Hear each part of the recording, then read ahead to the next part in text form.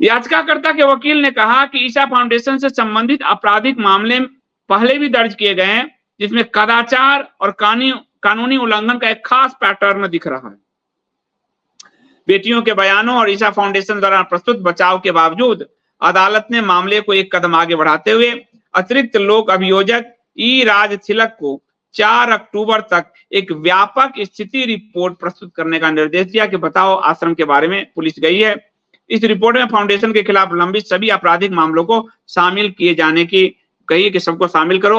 अब ये 14 के बाद जग्गी वासुदेव एकाएक उठे, पद्म विभूषण भी दिया गया। तो ये इतने ताकतवर हैं कि इन पर इतने केस दर्ज हैं, लेकिन सरकारें इनके जेब में है। कल को हाई कोर्ट को भी और सुप्रीम कोर्ट को भी जो है वहां से भी निरस्त करवा लेंगे, लेकिन ये चीज पब्लिक डोमेन में आ गई है। ईशा फाउंडेशन ने कहा कि लोगों से शादी करने या भिक्षु बनने के लिए ये कहते हैं, ये व्यक्तिगत पसंद है। ईशा फाउंडेशन ने कहा कि हम लोग किसी को कहते हैं शादी करने को, किसी को भिक्षुक बनने। शादी कोर्ट ने जब पूछा तो जग्गी की बेटी का आगे आके विवाह हुआ, कहता हाँ वो विवाह करना व्यक्तिगत पसंद है, सन्यासी बनना व्यक्तिगत पसंद है, ये कह दिया। ईशा योग केंद्र में कई लोग आते हैं, उनमें से कुछ लोग भिक्षु बनना स्वीकार करते हैं। फाउंडेशन ने कहा कि याचिकाकर्ता में भिक्षुओं ने अदालत के समक्ष पेश करने की मांग की, तो और वो खुद ही कह रहे हैं कि हम स्वैच्छिक हैं, तो अदालत को ये सुनना नहीं चाहिए, ईशा फाउंडेशन ने कहा। इससे पहले इसी याचिकाकर्ता ने अन्य लोगों के साथ मिलकर ईशा फाउंडेशन द्वारा बनाए जा रहे स्मशान घाट के बारे में तथ्यों की जांच करने के लिए तथ्य खोजी समिति होने के झूठे बहाने से परिसर में घुसने की कोशिश की। और ईशा फाउंडेशन ने कहा कि हम तो इस स्मशान घाट बना रहे हैं, उसकी जांच करने के लिए भी ये लोग घुस गए थे, तो ये लोग पहले से हमारे खिलाफ प्रचार कर रहे हैं, इनकी बात ना सुना जाए, ये ईशा फाउंडेशन ने कहा। अब अदालत ने जो कहा कि आपकी बेटी को तो आपने अच्छा जीवन दिया है और दूसरे की बेटी को वो बनाते हो आप सन्यासी, जरा इनकी बेटी के सारे फोटोग्राफ दिखाओ और फिर मैं आपको बताता हूं कि इनकी बेटी क्या है, कैसे सफल है। ये उनकी बेटी है जग्गी वासुदेव जी के साथ। अब उनकी बेटी का नाम है राधे जग्गी। राधे जग्गी भरतनाट्यम नृत्यांगना है राधे जग्गी, और वो जो है भरतनाट्यम की अच्छी नृत्यांगना है और लीला सैमसन से उसने नृत्य सीखा है। उसके बाद जो है 15-16 साल की थी, इनको पूरा जीवन आजादी से जीने दिया जग्गी ने, कोई हस्तक्षेप नहीं, पूरा टूर कर। बचपन में फोटोग्राफ दिखाओ, कार पे बैठा के घुमा रहे हैं, सब कर रहे हैं, अपनी बेटी के साथ पूरा लाड़ प्यार दुलार, पूरा टूर कराना, सब कराना। अमेरिका में जहां अपना केंद्र बनाया उन्होंने, टेनेसी में बेटी के साथ, वो फोटोग्राफ दिखाओ, ये वो क्षेत्र है टेनेसी में जहां अपना ईशा केंद्र बनाया, सब जगह बेटी को साथ लेके घूमने। और उनकी बेटी भौतिक, ये दूसरे की बेटी को कहते हैं भौतिकता छोड़ो, और खुद वो फोटो भी दिखाओ, बेटी भी जीन्स पहनती है, ये भी टी शर्ट पैंट पहनते हैं, वही टेनेसी वाला फोटो दिखाओ।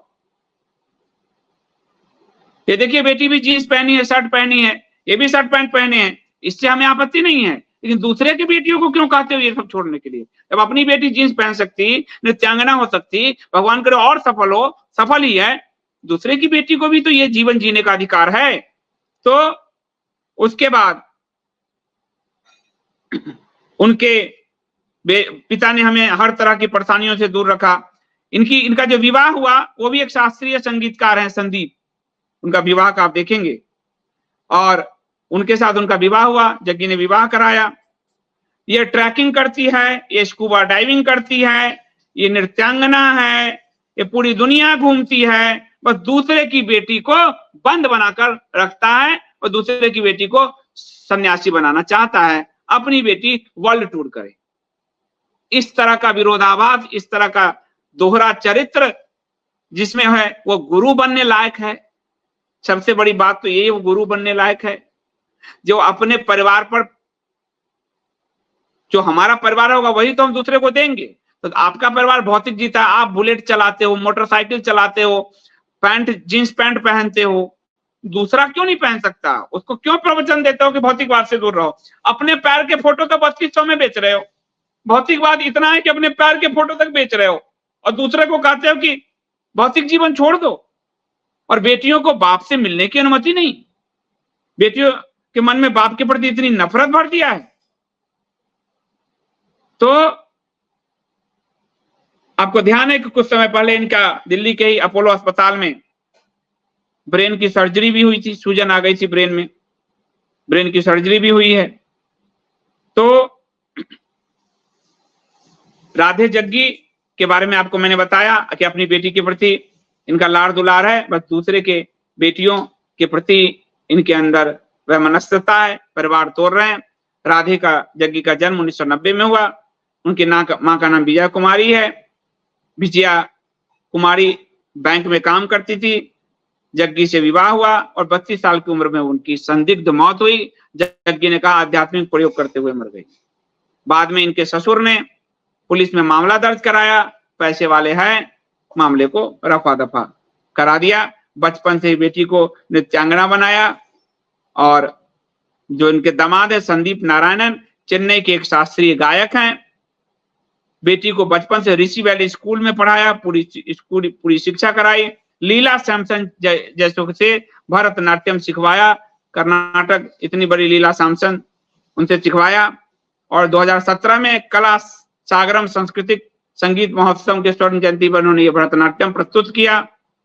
तो अपने परिवार को सारी सुख सुविधाएं, अपने बेटी को सब सुख सुविधाएं, ट्रैकिंग करो, घूमो फिरो, सब करो, बस दूसरे की बेटियों के मन में उसके माँ बाप के प्रति वैमनस्यता भर दिया और वो माँ बाप से मिलना भी नहीं चाहते, माँ बाप को गाली देते हैं। कोर्ट ने कहा माँ बाप के प्रति आपके अंदर कितना नफरत भरा है।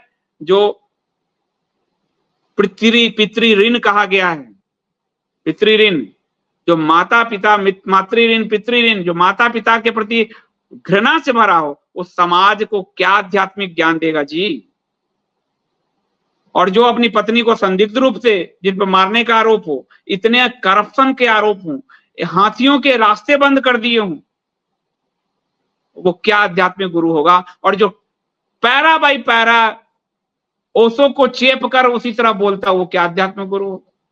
तो ये दोहरा चरित्र है। अब आप लोग देख लीजिए कि मेरा बच्चा तो दुनिया की भौतिक ऊंचाई छुए और तुम्हारे बच्चे को मैं सन्यासी बनाऊं। इस दोहरे चरित्र को क्या कहा जा सकता है? कोर्ट ने ठीक कहा, जग्गी का पूरा जीवन विरोधाभासों से भरा हुआ है।